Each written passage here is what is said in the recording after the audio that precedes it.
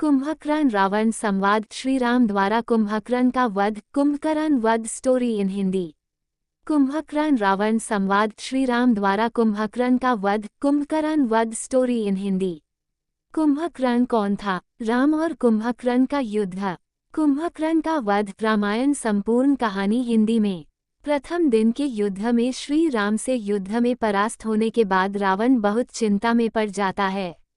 रावण अपने गुप्तचरों को चारों दिशाओं में भेजता है कि वो चारों दिशाओं से असुर शक्ति को संगठित करके लाए ताकि राम की वानर सेना को युद्ध में हराया जा सके।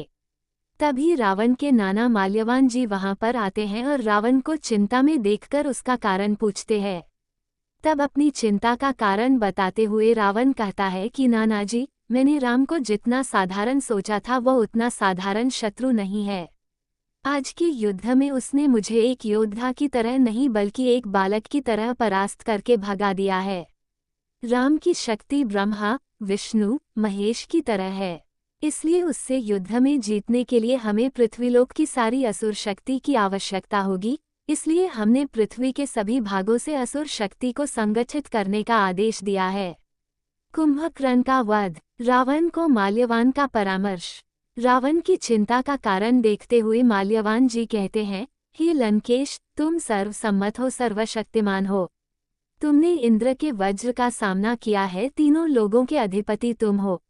मृत्यु के देवता यमराज भी तुम्हारे अधीन है, लेकिन केवल एक मानव और वानर सेना से तुम इतने व्यथित दिखाई दे रहे हो। तुम्हें राम की वानर सेना से युद्ध करने के लिए अन्य असुरों की क्या आवश्यकता है, जबकि तुम्हारा भाई कुंभकर्ण इतना शक्तिशाली है कि वो पूरी वानर सेना को अकेला ही समाप्त कर देगा। वो लंका में ही सोया हुआ है, उसे जगाने का सही समय आ गया है।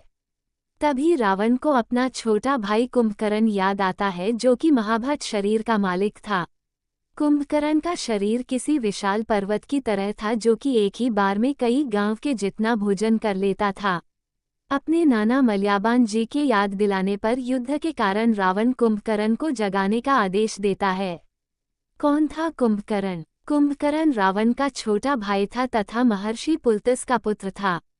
कुंभकर्ण जन्म के समय से ही बहुत ही विशाल शरीर का मालिक था। बड़े होने के पश्चात उसका शरीर किसी पर्वत के समान हो गया था। एक समय रावण, कुंभकर्ण और विभीषण तीनों भाइयों ने एक साथ ब्रह्मदेव की तपस्या की तथा उनकी तपस्या से प्रसन्न होकर ब्रह्मदेव ने वरदान मांगने के लिए कहा। जब कुंभकर्ण की बारी आई तो कुंभकर्ण इंद्रासन यानी इंद्रदेव का आसन मांगना चाहता था, लेकिन इंद्रदेव द्वारा देवी सरस्वती से विनती करने पर देवी सरस्वती वरदान मांगते समय कुंभकर्ण की जीभ पर बैठ जाती है और जिस वजह से कुंभकर्ण के मुंह से इंद्रासन के स्थान पर निद्रासन निकल जाता है, उसे सुनकर ब्रह्मदेव तथास्तु कह देते हैं। ब्रह्मदेव कुंभकर्ण को वरदान देते हैं कि वो सदा सोता ही रहेगा। इस पर कुंभकर्ण ब्रह्मदेव से विनती करने लगता है कि उसे ऐसा वरदान ना दिया जाए, तो उस पर दया करके ब्रह्मदेव उसे ये वर देते हैं कि वो 6 महीने तक सोता रहेगा और केवल एक दिन जागेगा और फिर 6 महीने के लिए निद्रा में चला जाएगा। इंद्रदेव द्वारा कुंभकर्ण को निद्रा का वरदान दिलाने के पीछे ये भी एक कारण ये भी था कि कुंभकर्ण एक बार में ही एक गांव के लोगों द्वारा खाए जाने वाले भोजन के जितना भोजन करता था। इसलिए यदि वह जागता रहेगा तो उसके कारण पृथ्वी पर भोजन का अकाल पड़ जाएगा। इसीलिए उसे निद्रासन का वरदान दिलवाया जाता है। कुंभकर्ण का जागना। कुंभकर्ण का सोने का समय अभी पूरा नहीं हुआ था, लेकिन आपत्ति काल में और युद्ध के कारण रावण ने असमय ही उसे जगाने का आदेश दिया। ढोल, नगाड़े, हाथी सेना के साथ कुंभकर्ण को जगाया जाता है और जागने के तुरंत बाद ही कुंभकर्ण भोजन में जुट जाता है। जब कुंभकर्ण खुद समय से पहले जगाए जाने का कारण पूछता है तो सेवक बोलते हैं कि महाराज रावण ने उसे जगाने का आदेश दिया है। जब कुंभकर्ण पूछता है कि महाराज ने उसे जगाने का आदेश क्यों दिया है, तो वह सेवक बताता है कि लंका में युद्ध चल रहा है, जिसमें रावण पुत्र अक्षय कुमार तथा प्रहस्त मृत्यु को प्राप्त हो चुके हैं। तब कुंभकर्ण लंकापति रावण के समक्ष जाता है और उनसे लंका में हो रहे युद्ध का कारण पूछता है। कुंभकर्ण द्वारा रावण को उपदेश। कुंभकर्ण के पूछने पर रावण बताता है कि उसने अपनी बहन शूर्पणखा के अपमान के बदले में राम की पत्नी सीता को बलपूर्वक हरण किया है। इसलिए उसे छुड़ाने के लिए राम किष्किंधा के राजा वानर राज सुग्रीव की सेना लेकर हमसे युद्ध करने आया है। रावण के मुख से देवी सीता के हरण की बात सुनकर कुंभकर्ण को आश्चर्य होता है, क्योंकि कुंभकर्ण जानता था कि श्री राम वास्तव में नारायण का अवतार है और देवी सीता साक्षात लक्ष्मी का अवतार है। उसके बावजूद भी महाराज रावण लक्ष्मी रूपी देवी सीता को हरण करके लाए हैं और स्वयं भगवान विष्णु से शत्रुता मोल ली है। कुंभकर्ण की यह बात सुनकर रावण आश्चर्यचकित होकर कुंभकर्ण से बोलता है कि तुमसे किसने कह दिया कि वह बनवासी राम विष्णु का अवतार है। तब रावण को समझाते हुए कुंभकर्ण कहता है कि भैया, हमारे पिताजी ब्रह्मदेव ने स्वयं कहा था कि त्रेता युग में जब भगवान विष्णु सूर्य वंश में मानव रूप में जन्म लेंगे तब वह उसी मानव रूप में आपका अंत करेंगे। कुंभकर्ण के मुख से अपने शत्रु राम की बड़ाई सुनकर रावण को क्रोध आ जाता है और वह कुंभकर्ण पर क्रोधित होकर बोलता है, कुंभकर्ण, अगर तुम इस युद्ध में अपने भाई की मदद नहीं कर सकते तो मुझे उपदेश भी मत दो। यदि तुम्हें लगता है कि इसमें मेरा ही सारा दोष है तो तुम जाकर वापस से सो जाओ। यह मेरी लड़ाई है, मैं इसे खुद लड़ लूंगा। मुझे तुम्हारे परामर्श की आवश्यकता नहीं है। तब कुंभकर्ण कहता है कि भैया, मेरा आपको परामर्श देने का उद्देश्य केवल आपका और लंका वासियों का हित है, इसलिए मैं आपको ये परामर्श दे रहा था कि यदि हो सके तो आप श्री राम से संधि कर लीजिए। लेकिन यदि आप चाहते हैं कि युद्ध हो तो मैं आपकी ओर से युद्ध करने अवश्य जाऊंगा। आपका छोटा भाई होने के नाते मेरा ये कर्तव्य बनता है कि जब तक मेरे प्राण हैं तब तक आप पर कोई आंच न आए। भले ही मैं जानता हूँ कि और राम भगवान विष्णु का अवतार है, लेकिन फिर भी मैं युद्ध में पीठ नहीं दिखाऊंगा और एक सच्चे वीर की भांति उनसे युद्ध करूंगा। भले ही इसमें मुझे वीरगति प्राप्त हो, लेकिन महाराजा रावण की आन बान और शान बरकरार रहेगी। ये कहकर कुंभकर्ण युद्ध में जाने के लिए रावण से आज्ञा मांगता है। युद्ध के लिए जाते जाते कुंभकर्ण रावण से यहाँ कहता है कि भैया, यदि मैं इस युद्ध में मृत्यु को प्राप्त हो जाऊं तो कृपया करके आप राम से संधि कर लेना, क्योंकि मेरी मृत्यु के पश्चात लंका में कोई भी राम का सामना नहीं कर पाएगा। इतना कहकर कुंभकर्ण युद्ध भूमि की तरफ चला जाता है। युद्ध भूमि में आते ही कुंभकर्ण अपने विशाल शरीर के कारण वानर सेना को कुचलने लगता है। कुंभकर्ण कीड़े मकोड़ों की तरह वानर सैनिकों को कुछ चल रहा था। कुछ को वह अपने पैरों नीचे दबा देता तो कुछ को अपने सांस से उड़ा दे रहा था। कुंभकर्ण के आने से वानर सेना में भगदड़ मच जाती है। कुंभकर्ण को देखकर विभीषण जी श्रीराम से कहते हैं कि हे प्रभु, ये रावण का छोटा और मेरा बड़ा भाई कुंभकर्ण है। बहुत ही शक्तिशाली और मायावी है। यदि इसे रोका न गया तो ये पूरी वानर सेना को खा जाएगा। फिर विभीषण श्रीराम से यह अनुरोध करते हैं कि मैं कुंभकर्ण से एक बार बातचीत करना चाहता हूँ। हो सकता है कि कुंभकर्ण मेरी बात मानकर हमारी तरफ आ जाए, इससे ये युद्ध हुआ अपने आप ही समाप्त हो जाएगा। विभीषण और कुंभकर्ण का संवाद। श्रीराम से आज्ञा लेकर विभीषण कुंभकर्ण को मिलने तथा सलाह देने के लिए जाते हैं। अपने छोटे भाई विभीषण को देखकर कुंभकर्ण को उस पर मोह आ जाता है और वो उसे अपने हाथ पर उठा लेता है। तब अपने सामने लाकर कुंभकर्ण विभीषण से कुशल मंगल पूछता और यह भी कहता है कि तुमने शत्रु से मित्रता करके अच्छा नहीं किया।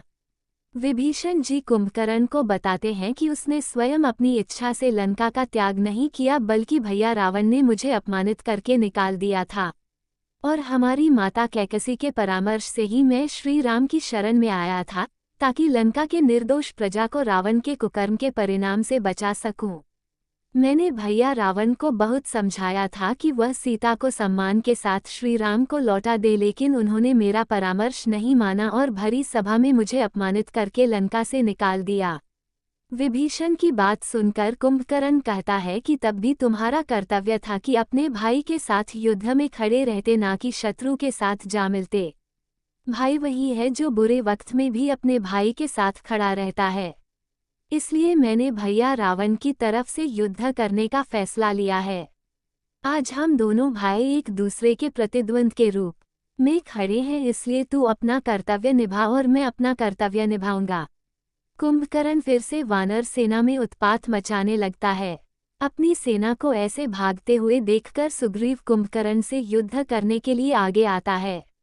लेकिन कुंभकर्ण के विशालकाय शरीर के आगे सुग्रीव कुछ नहीं कर पाते और देखते ही देखते कुंभकर्ण सुग्रीव को अपने हाथ में पकड़कर उठा लेता है और लंका की तरफ वापस जाने लगता है। तब हनुमान और लक्ष्मण जी कुंभकर्ण से युद्ध करने लगते हैं। लेकिन लक्ष्मण और कुंभकर्ण का युद्ध काफी समय तक चलता रहा, लेकिन उसका कोई परिणाम नहीं निकल रहा था। तब कुंभकर्ण युद्ध में मध्य ही वापस जाने लगता है। सुग्रीव को बंदी बनाकर ले जाते देख जामवंत श्रीराम को कहता है कि हे प्रभु, सुग्रीव वानर सेना के राजा है, अगर उन्हें कोई क्षति पहुंची तो वानर सेना अपने राजा के बिना शक्तिहीन हो जाएगी और हमारी हार सुनिश्चित हो जाएगी। इसलिए आप अभी जाकर महाराज सुग्रीव को कुंभकर्ण के चंगुल से छुड़ाए। जामवंत की बात सुनकर श्री राम कुंभकर्ण सहयोग करने के लिए आते हैं और एक साधारण तीर द्वारा कुंभकर्ण का ध्यान अपनी तरफ लाते हैं। तब कम्फर्ट कौन कहता है कि आओ राम, मैं तुम्हारी ही प्रतीक्षा कर रहा था। श्री राम द्वारा कुंभकर्ण का वध। फिर श्री राम और कुंभकर्ण में युद्ध शुरू हो जाता है। कुंभकर्ण बड़ी बड़ी पर्वत शिलाएं उठाकर श्रीराम की तरफ फेंकने लगते हैं, लेकिन श्रीराम अपने शक्तिशाली बाणों द्वारा सभी शिलाओं को खंडित कर देते हैं और ऐसे ही कुंभकर्ण के सभी प्रहारों को विफल कर देते हैं। अंत में श्रीराम अपने तेजस्वी बाणों द्वारा एक एक करके कुंभकर्ण के शरीर के सभी हिस्से काट देते हैं। श्रीराम पहले कुंभकर्ण के दोनों हाथ काटते हैं और उसके शीश को अपने बाण द्वारा गहरे समुद्र में काटकर फेंक देते हैं। इस प्रकार लंका का सबसे महाभट योद्धा वीर गति को प्राप्त हो जाता है। रावण के पुत्रों का अंत। लक्ष्मण द्वारा अतिकाया का वध। अतिकाय वध स्टोरी इन हिंदी। रावण के पुत्रों का अंत। लक्ष्मण द्वारा अतिकाया का वध। अतिकाय वध स्टोरी इन हिंदी। लक्ष्मण द्वारा अतिकाया का वध। लक्ष्मण तथा अतिकाया का युद्ध। रावण के पुत्र अतिकाय, देवांतक, नरांतक, त्रिशरा, दारुक का वध। रामायण संपूर्ण कहानी हिंदी में। कुंभकर्ण की मृत्यु की खबर सुनकर लंकापति रावण अत्यंत व्याकुल हो जाता है। रावण को कुंभकर्ण की मृत्यु का विश्वास नहीं होता, उसे यह असंभव सा लगता है। रावण कहता है कि यह सत्य नहीं हो सकता, कुंभकर्ण स्वयं मृत्यु का दूसरा नाम है। ब्रह्मा, विष्णु, महेश भी कुंभकर्ण की मृत्यु का कारण नहीं बन सकते, फिर उसकी मृत्यु कैसे संभव हुई? अपने छोटे भाई कुंभकर्ण के मृत्यु से रावण बहुत अधिक दुखी होता है और उसे लगता है कि शायद असुर जाति का विनाश निश्चित है। तब रावण का ज्येष्ठ पुत्र इंद्रजीत अपने पिता को धीरज बंधाते हुए कहता है, नहीं पिताजी, केवल काका कुंभकर्ण के मृत्यु से असुर जाति का विनाश निश्चित हो ये आवश्यक नहीं है। कृपा करके मुझे युद्ध में जाने की आज्ञा दीजिए, मैं आज ही राम और लक्ष्मण के जीवन का अंत करके इस युद्ध को समाप्त कर दूंगा। अतिकाया का वध। वही सभा में मौजूद रावण के सभी पुत्र उसका हौसला बनाते हुए कहते हैं कि पिताजी, हम आखिरी समय तक आपके साथ युद्ध लड़ेंगे और निश्चित ही जीत हमारी होगी। रावण का पुत्र अतिकाय, देवांतक, नरांतक, त्रिशरा, दारुक और निकुंभ सभी युद्ध में जाने का निश्चय करते हैं और रावण को हिम्मत बंधाते हुए कहते हैं कि पिताजी, हम सभी भाई मिलकर आज के युद्ध का निर्णय कर देंगे। रावण की दूसरी पत्नी धन्य मालिनी का पुत्र अतिकाय कहता है कि आज वह राम के छोटे भाई लक्ष्मण का वध करके राम को अपने छोटे भाई की मृत्यु के दुख का एहसास दिलाएगा, जैसे उसने कुंभकर्ण काका को मारकर आपको दुख पहुंचाया है। ये कहकर रावण के सभी पुत्र अतिकाय, देवांतक, नरांतक, त्रिशरा, दारुक और निकुंभ आदि युद्ध भूमि के लिए प्रस्थान करते हैं। केवल इंद्रजीत रावण के पास रह जाता है, क्योंकि वह रावण का सबसे प्रिय पुत्र था, जिसे रावण खोने से डरता था। युद्ध भूमि में जाते ही अतिकाय लक्ष्मण को ललकारने लगता है। अतिकाय की ललकार सुनकर लक्ष्मण जी भी आवेश में आकर उसके सामने जाने लगते हैं, लेकिन तभी विभीषण जी उन्हें सूचित करते हैं कि भैया लक्ष्मण, अतिकाय बाकी योद्धाओं की तरह सामान्य योद्धा नहीं है। वह भगवान शिव से धनुर्विद्या प्राप्त कर चुका है और वह महापराक्रमी भी है। उसके बाद दोनों सेनाओं में फिर से युद्ध छिड़ जाता है। लक्ष्मण अतिकाय से युद्ध करने के लिए जा ही रहे होते हैं कि उससे पहले उनकी मुठभेड़ दारुक से हो जाती है। लक्ष्मण जी एक ही बाण में दारुक का सर धड़ से अलग कर देते हैं, जो कि अतिकाय के पास जाकर गिरता है। ये देखकर अतिकाय लक्ष्मण पर और भी अधिक क्रोधित हो जाता है और लक्ष्मण के साथ युद्ध करने लगता है। रावण पुत्र देवांतक का वध। युद्ध में आया रावण पुत्र देवांतक महाबली हनुमान के सामने आ जाता है और दोनों के बीच में मल्लयुद्ध छिड़ जाता है। रावण का पुत्र देवांतक बहुत ही शक्तिशाली था क्योंकि उसने देवताओं की शक्ति का अंत किया था, इसलिए उसका नाम देवांतक पड़ा था। लेकिन महाबली हनुमान की शक्तियों से अपरिचित था और इसलिए हनुमान जी उसे पछाड़ते हुए कभी गदा से तो कभी मुक्कों से उसकी हालत खराब कर देते हैं और अपनी मुस्तिका के प्रहार से रावण के पराक्रमी पुत्र देवांतक का वध कर देते हैं। रावण पुत्र नरांतक का वध। युद्ध भूमि में अंगद और रावण के पुत्र नरांतक में घमासान युद्ध शुरू हो जाता है। दोनों योद्धा एक दूसरे पर प्रहार करने लगते हैं। नरांतक अपनी तलवार से अंगद के ऊपर प्रहार पर प्रहार किए जा रहा था, लेकिन बाली पुत्र अंगद बड़ी ही कुशलता साथ उसके सभी प्रहारों को अपनी शक्तिशाली गदा से विफल कर रहे थे और साथ ही में मौका पाकर अपनी गदा से उसको धूल चटा रहे थे। काफी समय तक युद्ध के पश्चात अंत में नरांतक भूमि पर गिर जाता है और अंगद उस पर लगातार वार पर वार करते हैं जिससे उसकी मृत्यु हो जाती है। रावण पुत्र त्रिश्रा, निकुंभ तथा सेनापति अकंपन का वध। जहां दोनों सेनाओं में युद्ध चल रहा था वहीं दूसरी ओर वानर राज सुग्रीव का सामना रावण की सेना के सेनापति अकंपन से हो जाता है। सुग्रीव क्रोध में अपनी गदा के एक ही प्रकार से सेनापति अकंपन का वध कर देते हैं। वहीं पर हनुमान जी रावण पुत्र त्रिश्रा से मल्लयुद्ध में लगे हुए थे। त्रिश्रा अपनी तलवार से महाबली हनुमान पर वार करने का प्रयास करता है, लेकिन महाबली हनुमान उसके हाथ को पकड़ लेते हैं और उसकी तलवार को छीनकर उसी तलवार के वार से उसका वध कर देते हैं। ठीक इसी समय बाली पुत्र अंगद और रावण के पुत्र निकुंभ दोनों के बीच युद्ध चल रहा था, जिसमें बाली पुत्र अंगद रावण पुत्र निकुंभ का वध कर देते हैं। अतिकाया तथा लक्ष्मण का युद्ध। रावण का पुत्र अतिकाया अन्य योद्धाओं की तुलना में अधिक पराक्रमी तथा शक्तिशाली था। विभीषण जी द्वारा बताए गए कथा के अनुसार अतिकाया पिछले जन्म में बहुत अधिक शक्तिशाली राक्षस था। तब उसने ब्रह्मदेव की तपस्या करके बहुत अधिक शक्ति अर्जित कर ली थी, जिससे उसने अपनी इच्छा मृत्यु का वरदान ब्रह्मदेव से मांग लिया था और तब उनके साथ भगवान विष्णु ने माया का उपयोग करके उनसे उन्हीं की मृत्यु का मार्ग जानकर उनका वध किया था। उसी तरह आज भी अतिकाया उतना ही शक्तिशाली है, इसलिए वह लक्ष्मण जी को परामर्श देते हैं कि अतिकाया के साथ युद्ध करने के लिए साधारण तीरों का नहीं बल्कि दिव्यास्त्रों का प्रयोग करना चाहिए। अतिकाया तथा लक्ष्मण दोनों शूरवीर योद्धा धनु विद्या में निपुण थे, इसलिए अतिकाया के साथ युद्ध करने के लिए लक्ष्मण जी को अपने सबसे श्रेष्ठ तीरों का उपयोग करना पड़ रहा था। दोनों के बीच युद्ध बहुत लंबे समय तक चलता रहा। इसका कोई परिणाम नहीं निकल रहा था। तब सूर्यास्त होने लगता है और असुर होने के कारण अतिकाया की शक्ति और भी अधिक बढ़ने लगती है। सूर्यास्त के बाद अपनी बढ़ हुई शक्तियों के बल पर अतिकाया अपने रथ को आकाश में लेकर चला जाता है और वहीं से लक्ष्मण पर तीरों की बौछार करने लगता है। उसके आकाश में होने से लक्ष्मण जी के तीरों की गति उसकी ओर धीमी हो रही थी। अतिकाया का वध। ये देखकर महाबली हनुमान युद्ध में कूद पड़ते हैं और लक्ष्मण जी को अपने कंधों पर बैठाकर उन्हें आकाश में अतिकाया के समान ऊंचाई पर ले जाते हैं। लेकिन तब भी लक्ष्मण जी के तीरों का अधिकार पर कोई असर नहीं हो रहा था। तभी ब्रह्मदेव प्रकट होते हैं और लक्ष्मण जी को बताते हैं कि अतिकाया की मृत्यु केवल ब्रह्मास्त्र से ही संभव है, इसलिए हे लक्ष्मण, आपको ब्रह्मास्त्र का प्रयोग करना चाहिए। ब्रह्मदेव का ये कथन सुनकर लक्ष्मण जी ब्रह्मास्त्र बाण का संधान करते हैं और उसे अतिकाया पर चला देते हैं।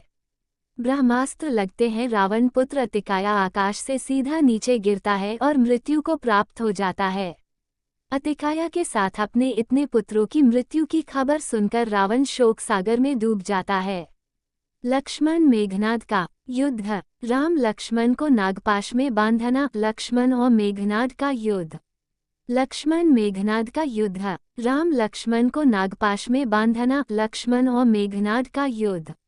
मेघनाद और लक्ष्मण का युद्ध। रामायण संपूर्ण कहानी हिंदी में। मेघनाद द्वारा राम लक्ष्मण को नागपाश में बांधना। एक ही दिन में अपने भाई कुंभकर्ण और अतिकाया, देवांतक, नरांतक, त्रिशिरा, निकुंभ जैसे वीर पुत्रों की मृत्यु के बाद रावण शोक सागर में डूब जाता है। रावण हैरान होता है कि अतिकाया जैसे महाबली योद्धा के साथ साथ उसके इतने सारे पुत्रों का वध कोई कैसे कर सकता है। जिस लंकापति रावण के नाम से देवता, असुर, नाग, किन्नर, मानव सभी कांपते थे, आज वही 2 मानव और कुछ वानर उनके नगर में आकर उन पर ही भारी पड़ रहे हैं, जिन्होंने लंका के अधिकतर सेनानियों को परास्त कर दिया है। लेकिन तब रावण के नाना माल्यवान और उसका पुत्र इंद्रजीत उसे धीरज बंधाते हैं। रावण को हौसला देते हुए और प्रतिशोध की अग्नि में जलता हुआ मेघनाथ रावण को कहता है कि लक्ष्मण मेघनाद का युद्ध, लक्ष्मण मेघनाद का युद्ध, मुझे युद्ध में जाने की आज्ञा दीजिए पिताजी। मेरी भुजाएं अपने भाइयों और काका कुंभकर्ण के वध का प्रतिशोध लेने के लिए फड़क रही है। मैं अपने सबसे घातक अस्त्रों को लेकर युद्ध भूमि में जाऊंगा और इस युद्ध को आज ही समाप्त कर दूंगा। जिस लक्ष्मण ने मेरे भाइयों का वध किया उसको आज मौत की गोद में सुला कर ही आऊंगा। इंद्रजीत रावण को अति प्रिय था, इसलिए रावण स्वयं युद्ध में जाने की बात कहता है।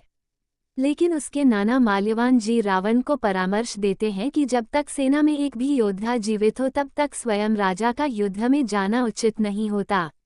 इंद्रजीत एक परम शक्तिशाली होता है, उसे युद्ध में जाने की आज्ञा दीजिए, वह निश्चित ही आपको निराश नहीं करेगा। रावण अपने नाना माल्यवान जी का परामर्श मान लेता है और अपनी विशाल सेना के साथ अपने पुत्र इंद्रजीत को युद्ध में जाने की आज्ञा देता है। इंद्रजीत का युद्ध भूमि में प्रवेश। लंका की बची हुई सेना लेकर इंद्रजीत युद्ध भूमि में आता है और आते ही अपने धनुष की प्रत्यंचा की डंकार बजाता है। उसके धनुष की प्रत्यंचा की डंकार से आसमान में बिजली कड़कने लगती है।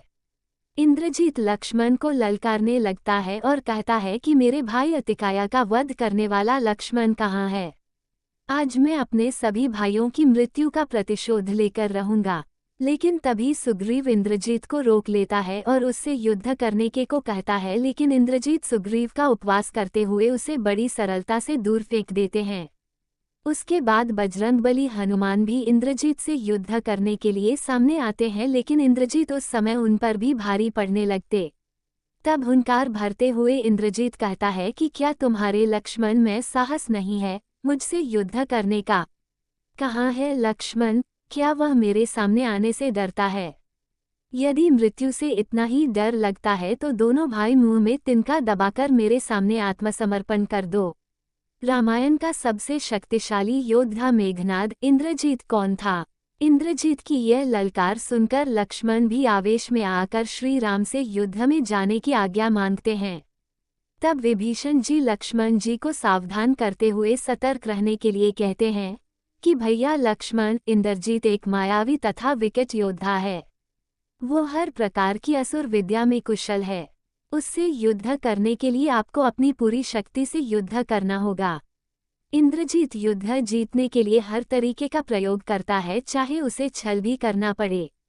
विभीषण का परामर्श सुनकर लक्ष्मण जी रणभूमि में इंद्रजीत के सामने आ जाते हैं। लक्ष्मण और मेघनाद का युद्ध। लक्ष्मण और इंद्रजीत का युद्ध। तब दोनों योद्धाओं में घमासान युद्ध छिड़ जाता है। लक्ष्मण जी अपने घातक बाणों द्वारा इंद्रजीत पर प्रहार करते हैं, लेकिन इंद्रजीत भी धनुर्विद्या में और अस्त्रों के ज्ञान में पूर्णतया कुशल था, इसलिए वह लक्ष्मण के सभी बाणों को काट देता है। लक्ष्मण और इंद्रजीत दोनों में परस्पर युद्ध चलता रहता है। बहुत समय तक जब इंद्रजीत लक्ष्मण से जीत नहीं पा रहा था, तब वो अपनी मायावी विद्या का प्रयोग करके युद्ध करने लगता है और अपने रथ से अदृश्य होकर आसमान में विचरने लगता है। उसे युद्ध करते समय लक्ष्मण जी विचलित हो जाते हैं और वो समझते हैं कि मेघनाथ युद्ध से गायब होकर कहीं भाग गया है। तब लक्ष्मण जी श्री राम के पास वापस चले जाते हैं, लेकिन तभी मेघनाथ जोर जोर से हंसने लगता है। उसकी हंसी आसमान में गूंज रही थी, लेकिन मेघनाथ तब भी दिखाई नहीं दे रहा था। श्री राम लक्ष्मण को नागपाश में बांधना। इंद्रजीत द्वारा अदृश्य होकर युद्ध करने के कारण श्री राम लक्ष्मण की सहायता के लिए युद्ध भूमि में चले आते हैं। तभी अचानक अदृश्य रहते हुए इंद्रजीत अपने धनुष से नागपाश अस्त्र का संधान करके श्रीराम और लक्ष्मण पर छोड़ देता है। नागपाश के प्रहार से श्री राम और लक्ष्मण दोनों नागपाश से उत्पन्न जहरीले नागों में बंध जाते हैं और मूर्छित हो जाते हैं। इंद्रजीत जानता था कि नागपाश अस्त्र द्वारा किसी का भी अंत किया जा सकता है और नागपाश से मुक्त होना असंभव है। इसलिए श्री राम लक्ष्मण को नागपाश में बांधकर इंद्रजीत सोचता है कि अब वो युद्ध जीत चुका है, इसलिए वह अपनी सेना को युद्ध से वापस जाकर जीत का उत्सव मनाने का आदेश देता है और उस दिन का युद्ध वहीं समाप्त हो जाता है। श्री राम लक्ष्मण को नागपाश में बांधना। इंद्रजीत द्वारा अदृश्य होकर युद्ध करने के कारण श्री राम लक्ष्मण की सहायता के लिए युद्ध भूमि में चले आते हैं। तभी अचानक अदृश्य रहते हुए इंद्रजीत अपने धनुष से नागपाश अस्त्र का संधान करके श्रीराम और लक्ष्मण पर छोड़ देता है। नागपाश के प्रहार से श्री राम और लक्ष्मण दोनों नागपाश से उत्पन्न जहरीले नागों में बंध जाते हैं और मूर्छित हो जाते हैं। इंद्रजीत जानता था कि नागपाश अस्त्र द्वारा किसी का भी अंत किया जा सकता है और नागपाश से मुक्त होना असंभव है। इसलिए श्री राम लक्ष्मण को नागपाश में बांधकर इंद्रजीत सोचता है कि अब वो युद्ध जीत चुका है, इसलिए वह अपनी सेना को युद्ध से वापस जाकर जीत का उत्सव मनाने का आदेश देता है और उस दिन का युद्ध वहीं समाप्त हो जाता है। राम लक्ष्मण को नागपाश में बांधना। इंद्रजीत द्वारा श्री राम लक्ष्मण को नागपाश में बांधने की खबर सुनकर रावण हर्षोल्लास से भर जाता है और अपने पुत्र इंद्रजीत का अभिनंदन करता है। रावण को भी लगता है कि आज वह युद्ध को जीत चुका है। अब कुछ ही समय में नागपाश में श्री राम और लक्ष्मण अपना दम तोड़ देंगे और यह युद्ध यहीं पर समाप्त हो जाएगा।